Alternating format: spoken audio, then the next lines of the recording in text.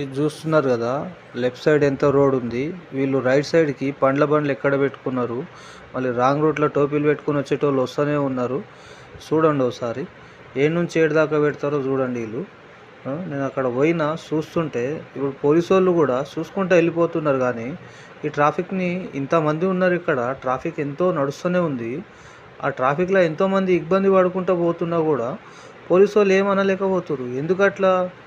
ఎందుకట్లా అంటే నాకు అర్థమైంది ఏంటంటే ఇంత మొన్న రేవంత్ రెడ్డి గారు చెప్పారు కదా, పోలీసుల మన ముస్లిం కా మతలబ్ కాంగ్రెస్, కాంగ్రెస్ కా మతలబ్ ముస్లిం అనగానే వీళ్ళు ఏమనుకున్నారంటే మా పార్టీ మేమే పవర్లో ఉన్నాం, మాకెవడొచ్చి ఏం బిగుతాడు అనుకుంటారో ఏమో తెలియదు. కానీ మన రేవంత్ రెడ్డి గారు అయితే చెప్పేసారు కదా ఆల్రెడీ, ముస్లిం కా మతలబ్ కాంగ్రెస్, కాంగ్రెస్ కా మతలబ్ ముస్లిం అనగానే వీళ్ళు మొత్తం రోడ్లు మొత్తం జామ్ చేసేస్తారు. ఒకవేళ ఏదైనా అంబులెన్స్ ఏమైనా వచ్చినా కూడా ఇబ్బంది.